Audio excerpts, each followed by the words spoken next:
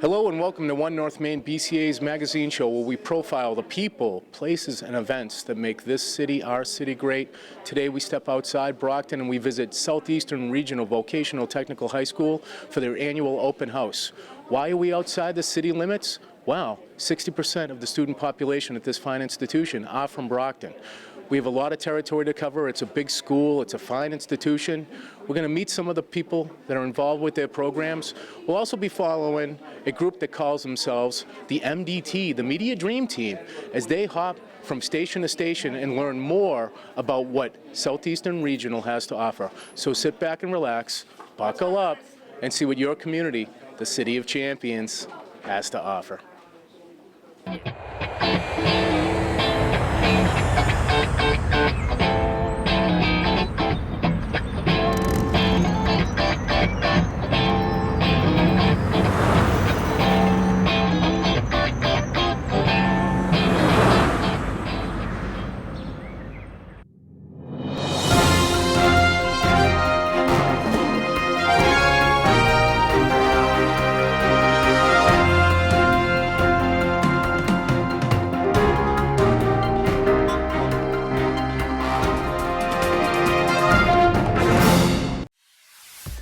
Southeastern Regional Vocational Technical High School is located in southeastern Mass, just a few miles away from the city of Brockton, and caters to 9 surrounding towns and cities. And One North Maine recently visited the school's open house. Students are able to choose from 20 career majors. We took a tour of some of the vocations that the students can receive a diploma in at the end of their high school career. We were able to speak with students and faculty from different vocations and ask them what the students will learn in these classes and why they will enjoy learning at Southeastern Regional High School.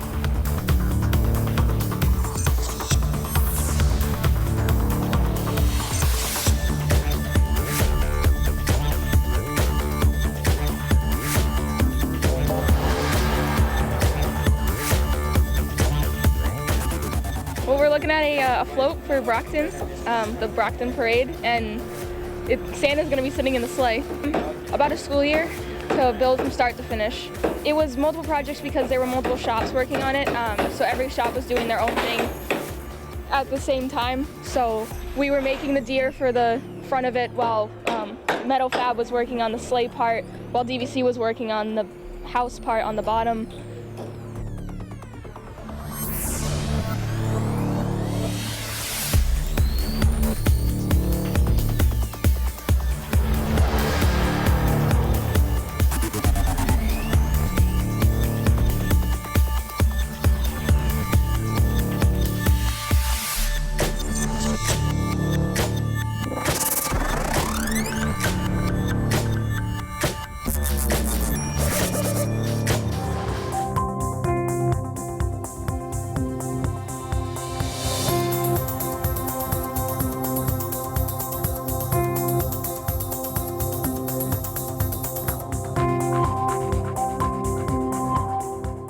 My name is Jeff Baining. I am one of the criminal justice instructors here. We have 3 criminal justice instructors, myself, Mr. Lally, and Ms. Foster. We all come from different parts of the field. Mr. Lally and myself are both retired. We both did over 20 years of service. Right here in this room, we have a crime scene. The crime scene is outlaid by a body, different parts of evidence. All the evidence is marked. We have a camera in order to take pictures. We also have blood spatter analysis. Blood spatter analysis will actually tell us trajectory, velocity, and tell us where the person was standing, and can actually say to what weapon was actually used. We can then use luminol, which is over here, and the luminol actually will test for the hemoglobin in blood to actually make sure that blood was present. We mix synthetic blood, which has hemoglobin, as in the blood that you have in your body. So we mix it with the luminol, which is used at real crime scenes. And the hemoglobin and luminol create a fluorescent light. So if you can see in this box, when you mix them, you can see the fluorescent light. So in a crime scene, if you shut all of the lights off, you can see the fluorescent light and see where blood used to be, regardless of if someone wiped it off. It's still there because the hemoglobin mixed with the luminol created that fluorescent light.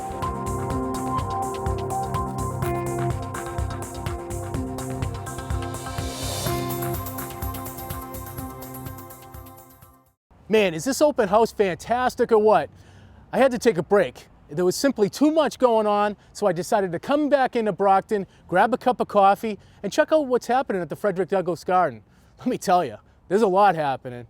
And Lynn Smith is here to explain what has been going on at this beautiful plot of land. Lynn, talk to us, baby.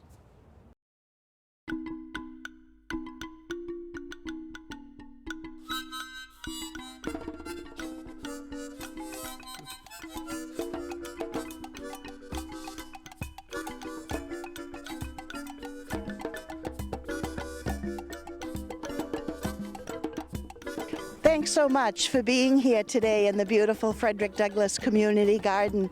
We're right at the corner of Fredrick Douglass Avenue and Warren Avenue in downtown Brockton. You know, we started a couple of years ago just cleaning the weeds and debris out of this garden. And little by slow, we built beds for flowers.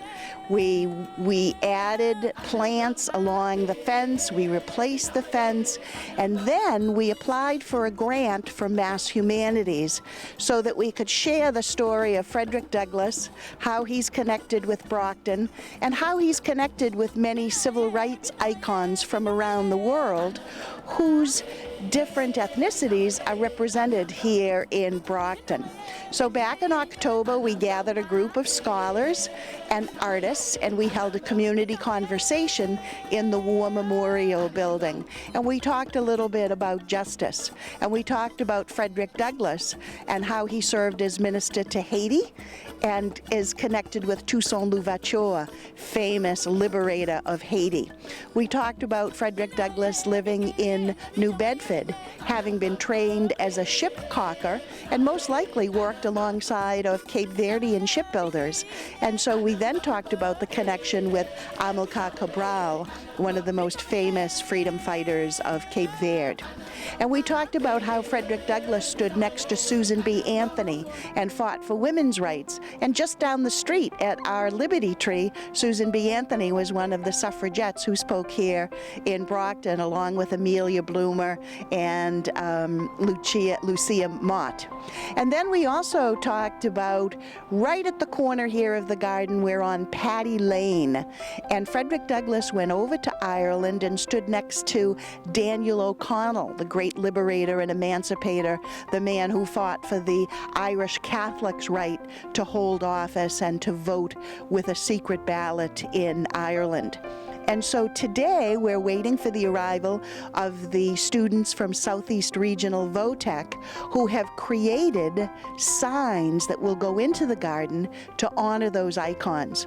So our local artists have created original artwork that will be on the signs honoring Amilcar Cabral of Cape Verde, Toussaint Louverture of Haiti, Susan B. Anthony of the United States, and Fredrick Douglass of Ireland. And you know, when you look at this garden and the changes, it never ever would have happened without volunteer work. Not only from the local neighborhood volunteers who come in and weed and plant and rake every day, the teenagers from the Boys and Girls Club who have adopted this garden, folks from the Brockton Historical Society who have helped us with the history. Do you know back in the 70s there was a rooming house on this land called the Ardmore Hotel, and it burned to the ground, and unfortunately 5 people died. And so we planted 5 evergreens here in the garden to represent those 5 souls. But the most exciting thing is 2 of the firefighters who responded to that fire back in '73 were honored for their heroism, and we found one of them. We found one of the firefighters, Richard Hamilton his name is, and I went and took his oral history, and so we've captured that as part of the garden as well. So not only are we talking about the history of the Civil War era and our Liberty Tree and our Underground Railroad and Fredrick Douglass, but we come right up to present Brockton and the connection of Amilcar Cabral with our Cape Verdean population, Toussaint Louverture with our Haitian population, Susan B. Anthony for the women of Brockton, and of course Daniel O'Connell right here on the corner of Paddy Lane. So these signs will go in to honor our civil rights icons and to honor the people of Brockton, and then we hope everyone will come to the garden, visit the signs, read the stories, and enjoy the artwork. It's a great learning experience for the children of Brockton as well to learn a little bit about our history. These are our cameras. You'll be setting up the analog cameras, which are actually to the farthest. Right now, there's two parts to make this camera work. One's video, one's power. We have a Siamese wire, called a Siamese wire because there's two parts to it, video and power. So I guess you can pretty guess which one goes where. So you just put the power here. Now the thing with this camera is that we actually wanted to show you our mini monitor. It's a mini monitor because when you hook it up, the camera comes to here instead of to our monitor over there. We kind of did this because we wanted to introduce this to you guys and to isolate the two cameras so you wasn't looking at, so you didn't have too much going on, which is actually pretty fun. Right here, what does this look like to you, sir? A pen? A pen? Yeah. Are you sure it's just a pen? Laser? Are you positive? You think it's a laser pen? Oh no, we don't have that much in our budget to get a laser pen. This is actually a camera pen. So if you look closely right here, this is where the camera is right here. And then you press this button to take pictures. And then when you go home, all you have to do is unscrew, put it into your computer, and it'll pop up like a flash drive. Just open it, and look at all the pictures that you took. Which is actually pretty fun. Can you use it to write? Right? Yeah. I think we actually took like the writing part out of it. I forgot why, but you actually can use it to write. That's the way you do it in secret. Actually pretty cool.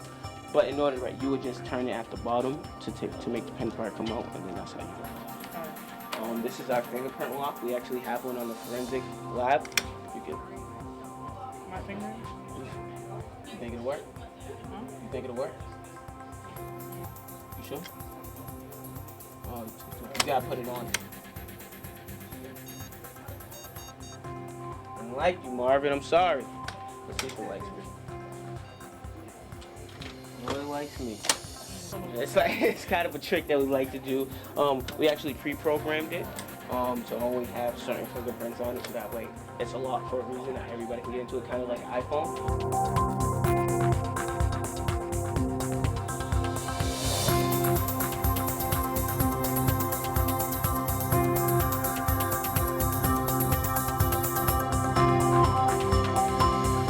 Like you, I can't wait to see what program area we go into next over at the high school. But I'm back at the Fredrick Douglass Garden. Behind me, you see some signs, some beautiful signage, showing how Brockton is a true melting pot. Lynn Smith and the Fredrick Douglass Neighborhood Association put on quite a show to unveil these signs. Let's take a look. My name is Lynn Smith. I'm just the treasurer of the Fredrick Douglass Neighborhood Association, just one of the members. And we are a group of volunteer citizens who live, work, and worship around this neighborhood, around Fredrick Douglass Avenue. And we honor his legacy through all of these people who are connected in the chapters of his life. We celebrate and honor the continuum of work from Toussaint Louverture to Fredrick Douglass to Daniel O'Connell to Susan B. Anthony to Dr. King. As you walk the path, you'll learn how these freedom fighters from around the world are connected to the life of Fredrick Douglass. Now, these signs are big and these signs are bold. Just like the dreams and just like the sacrifices of those civil rights heroes, and just like the dreams of the folks who started back in 2004 to visualize what this street could be when it was renamed Fredrick Douglass Avenue. We want people to say, whoa, and then we want them to stop and get out and come in and learn and appreciate. All of these people worked so that we could have a better life. Thank you for this time together, for this day, and for the good work. Let's pray. God, for your presence, for your power, for the spirit to build community, to work together, to reach beyond geographic bounds, for the thoughtfulness, the love, the care that's gone into these connections to Fredrick Douglass. And for the spirit that lives on that we take a great legacy and make it stronger. We thank you, God. Amen. Merci encore à Lee pour tout effort que l'était déployé pour permettre que nous gagnions rassemblement ça entre des leaders qui sortis dans la lutte pour l'indépendance et pour la libération dans l'île Cap-Vert. Dans les États-Unis également, côté un monde que Susan B. Anthony a fait une série d'actes militants pour permettre que les femmes joignent droit de vote aux États-Unis. Nous sommes également contents pour nous gagner sur la même plateforme avec tout son ouverture Fredrick Douglass, que un pile haïtien connaît qui était un premier ambassadeur noir en Haïti entre 1899 et 1891. Sans nous pas oublier également, comme c'était Amilcar Cabral, également du côté de l'Afrique. Donc tout le monde ça permet que nous réunissons des leaders de différents pays, de différents continents, qui tapent bataille pour causement libération, pour causement indépendance, pour causement égalité. I just mentioned independence, liberation, equality, to make sure that those words are common to all three languages. En façon que pour nous joindre, que gagner une sorte de bagaille commun entre différentes communautés, différents peuples, et ça pourra permettre que gagne plus union dans Brockton. Donc ça permet nous que nous qu'à utiliser et histoire et l'art et la culture pour nous rassembler différentes communautés encore. Donc in less than 1 minute, this is to say that we are able to draw from history, from different countries, Africa, the US, and Haiti, to bring together different leaders who fought and advocated for independence, for freedom, for equality under difficult circumstances, under duress, but to finally come up as one nation into the U.S. Douglas O'Connell, he was able to get people up. He was able to get people going and inspire people for the humanity, and to stand up for what is right for all people, no matter race, color, creed, or whatever. And he was successful in his time in getting everybody up and getting people together for the common cause of coming together as humans. And it was just amazing that he could do that.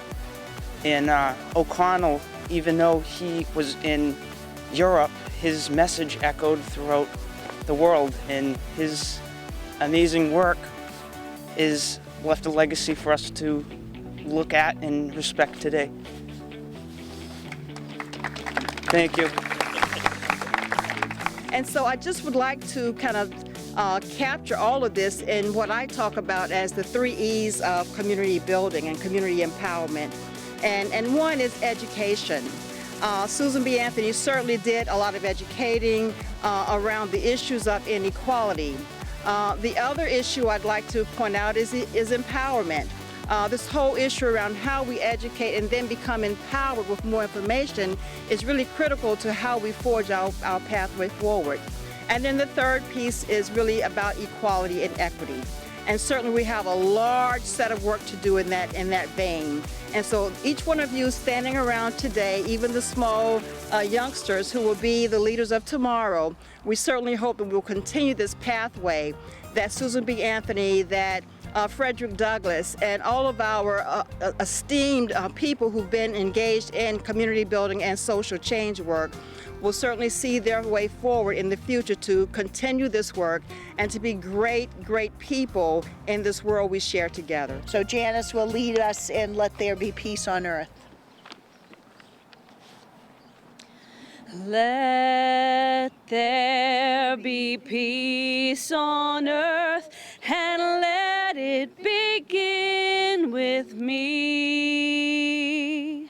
Let there be peace on earth, the peace that was meant to be, with God as our Father. Family, all are we. Let me walk with my family in perfect harmony. Let peace peace begin with me. Let this be the moment now. With every step I take, let this be my solemn vow to take each moment and live each moment in peace eternally. Let there be peace on earth, and let it begin with me.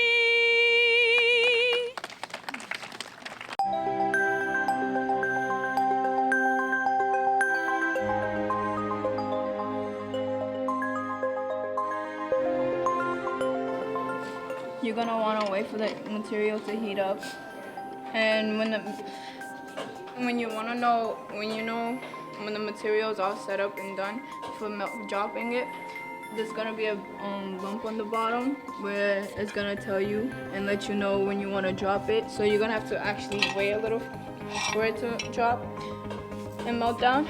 And when it melts down, it's actually gonna go down like this. So you're gonna turn on the suction, then it's gonna suction all the details of the model into the frame. And when you have the frame, you're actually gonna wanna bring it into this and trim it down. So when you have this, you're gonna actually wanna cut off all the extra size with the scissor and then try to trim it down into the actual shape of it using this. This is you're gonna wanna turn that on, and this is the hand piece that you're gonna actually wanna trim the sides off with and get all the details. This is to smooth off and make it comfortable for the patient's mouth for them to wear it, and it will be comfortable for them. So when you're using this machine, you actually want to place this in this. This is to protect you from your eyes and your face, so none of the materials from the frame will get in your eyes. So this you can control using just your hands, which you'll turn it on and it'll move by itself. So it'll be hands on, it'll be hands free. Or you could use it just using your feet, which you'll be using a foot pedal, which is controlling the speed of how you want it, just using your feet. And when you use this, you're gonna actually just want to use your hands and put your hands in here, and you're gonna want to open this for material. So you're gonna turn this, put it in here, then turn it on. And then when you trim it, you're actually gonna want to trim down the sides.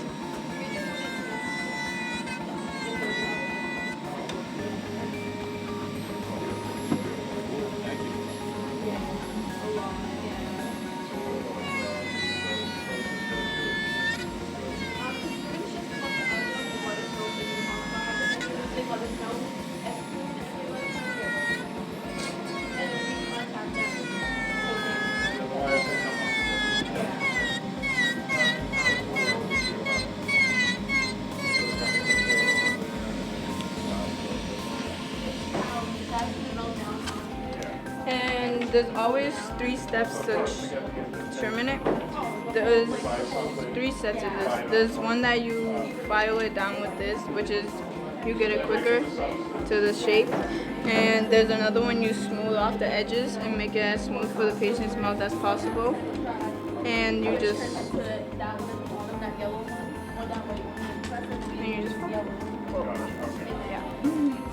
I mean, I got it. Let's see the finished product. Yeah. Then this is the actual mouth guard finished. Mainly like soccer and football. So all the football players, every time they need it, they come up and they let us know. As soon as they let us know, we get working right on it. And then we contact them, and then they have to come pick it up.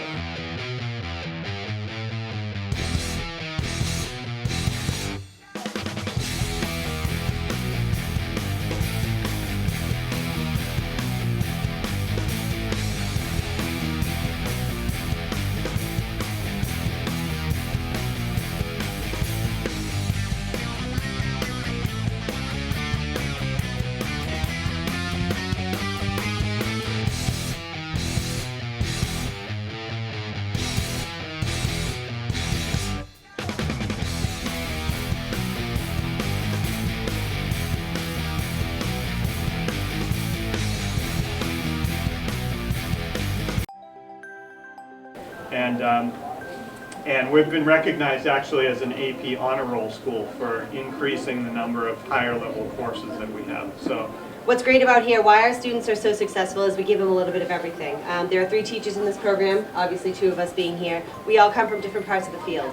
So the students are really exposed to the policing side of things. We get the security correction side of things. Mr. Lally gives them an awesome, awesome perspective on what the legal system is all about, the ins and outs of everything. So the kids really get a high level education covering everything in the system. Everything's connected, so they get to do a little bit of everything. We get to do a whole bunch of certifications. First aid, CPR. We do defensive tactics, self-defense. You'll see some of the defensive tactics today with the handcuffing. We also do CERT certifications for the students, ICS, NIMS, a lot of the lingo that you might not know what it means, and we'll explain it further as you guys kind of mill around. Police, courts, corrections, forensics, psychology, sociology, a little bit of everything. We try to give the kids the best perspective of the whole system possible, showing them that everything's connected, how everything's connected, and giving them the hands-on experience to be able to really understand what it's all about. Bend slightly at the waist. Yep, just bend a little. Put your arms straight back and put your thumbs at the sky. All right, I'm going to put the handcuffs on now, okay? It's just very rare that you'll see cops use these just because of how heavy, like, you can hold it. It's very heavy. You could hurt somebody with it. And it's considered a non-lethal weapon, and nowadays police officers have other non-lethal weapons that they use more, tasers, pepper spray, so they're more apt to use the tasers and the pepper spray than the actual baton. So this is more for smashing a window, or a defense mechanism of keeping someone back rather than an actual weapon. They have a real passion. We've been very fortunate in our students. They have a passion for the subject, so they come in, they want to learn, and they learn. They really get into it. It changes their way of thinking. It opens their minds up, and we've had kids, you know, they go off to college, they've gone into the military, they've gone into the workforce, and they've been very successful so far. They just love it. You know, they love the field, and it's that passion that makes them successful.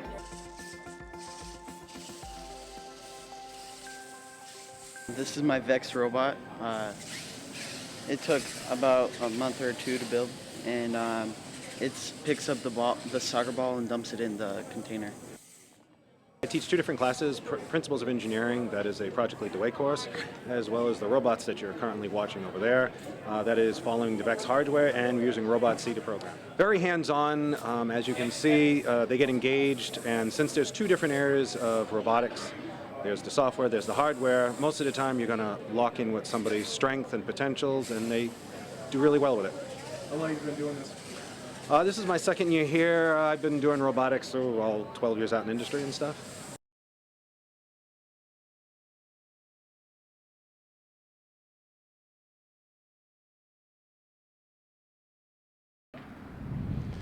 Well, there you have it, Brockton. Another One North Main in the books. Apropos. Thanks for watching. We hope you enjoyed learning a little bit more about Southeastern Regional Vocational Technical High School, and I hope you had some fun along the way, too. If you want to see archived One North Main episodes, as well as government-related and public-related events, please visit our YouTube page at youtube.com/The Brockton Channels, all one word. For everyone in One North Main, I'm Jay Miller. We'll see you around town.